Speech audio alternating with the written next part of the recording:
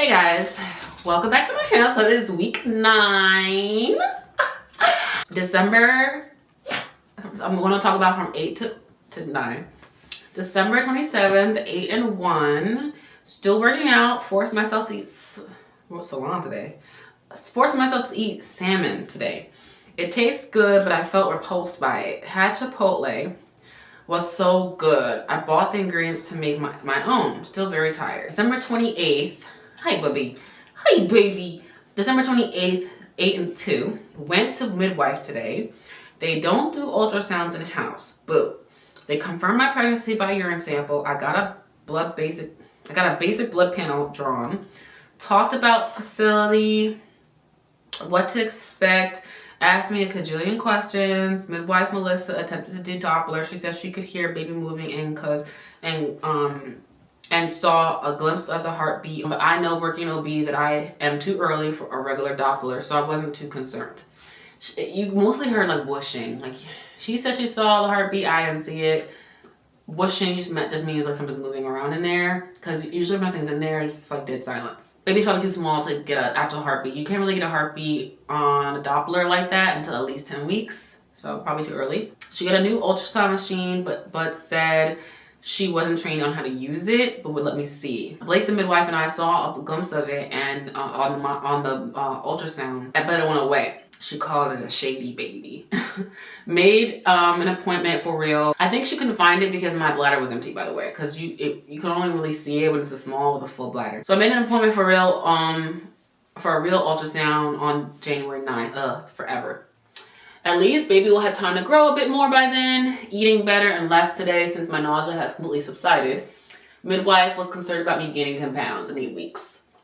Boobs are extremely painful and sore. I worked out today. December 29th, 8 and 3. New smell I can't stand. Butter. Which is probably why eating that salmon grossed me out, because I used butter. Blake's cooking steak with butter. December 30th, 8 and 4. Feeling a lot of anxiety about not having seen the baby yet. I get why it hasn't shown up on the Dopplers, because I'm too early, but for it to not have shown up on the ultrasound has me feeling really, really worried. I Googled what an 8-week baby is supposed to look like, and there's nothing. I didn't see anything on the monitor. Makes me very concerned about an empty sac, an ectopic, or having stopped growing or something crazy. I'm super irritable today, easily annoyed and worried and pissed off. I have to go to a referral location just to see my baby. It sucks. I am this close to going to the ACD at my job and telling them to please just reassure me. But if something is wrong and everyone finds out, I'll feel worse. Sucks. So I also had tons of gas and diarrhea today. December 31st, it's New Year's Eve. 8 and 5, worked today, just exhausted and very tired and bloated. Went home and took a nap and woke up right before midnight, was exhausted. January 1st, 8 and 6, Happy New Year. Blake and I slept in all day, did not feel our best today, was very lethargic and felt out of it. Wasn't drinking a lot of water early on, but caught up by the end of the day, was feeling moody and not wanting to be touched. However, still managed to work out. Today starts my no sugar for the New Year challenge. 1 and 2, 9 weeks. Today I feel really good. My energy is up. Got my braces tightened. They hurt like shit, and they really do hurt like shit. Oh my god.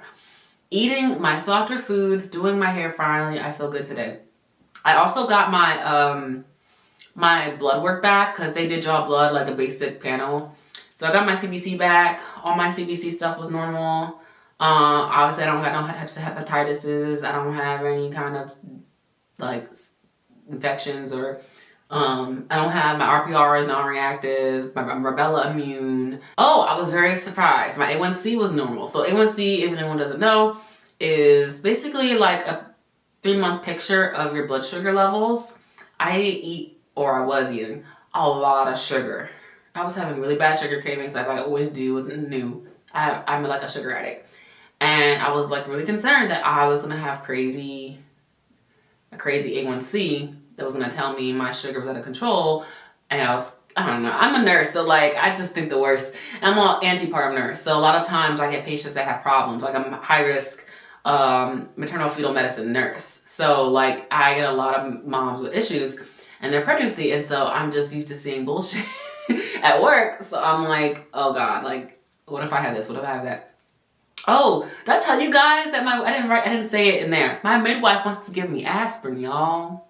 She says I'm a moderate risk for preeclampsia because I'm Black and because I'm a first-time mom. I'm not taking aspirin for those reasons. There's no other indication that I need aspirin. My pressures are normal.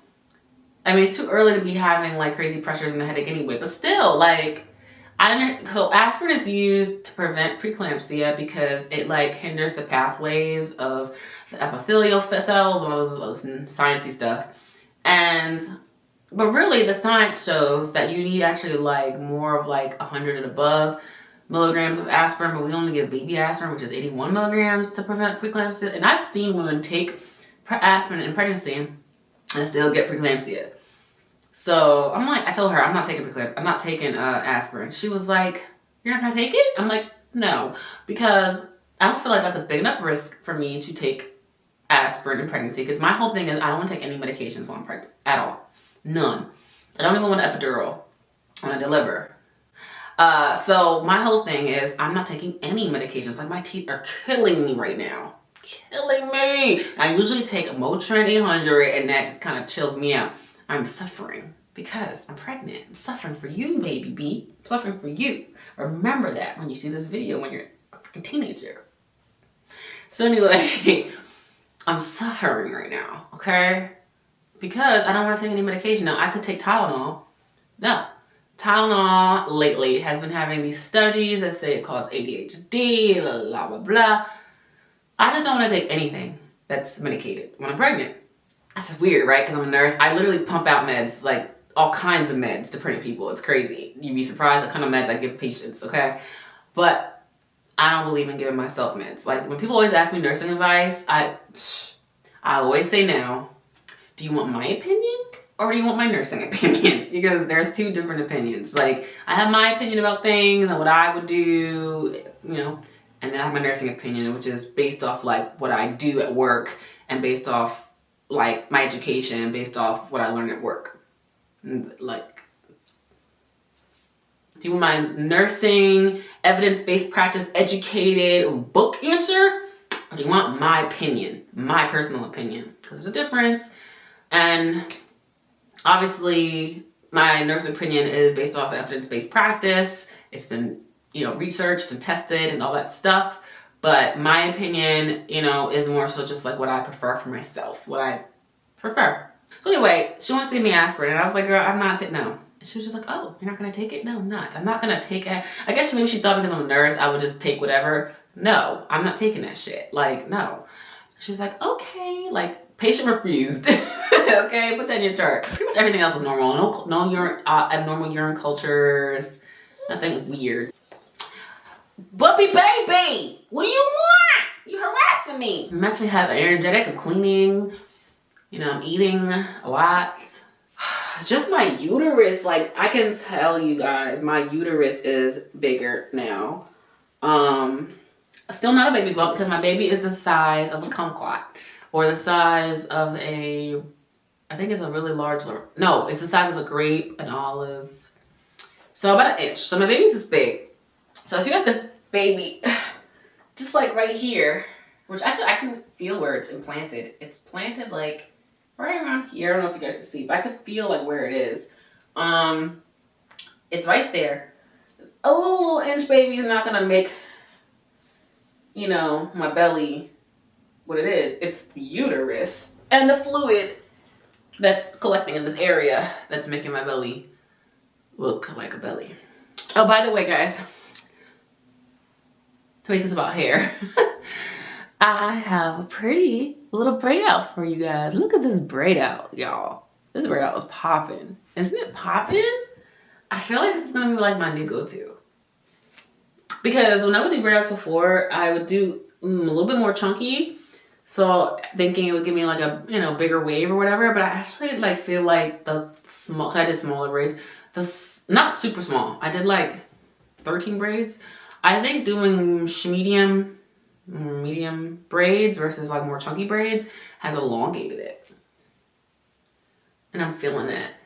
And it's just the wave just looks really freaking good. So proud of it. And I said I did do a side part because I never do a side part on my braid out. So decided to try a side part for this breakout look.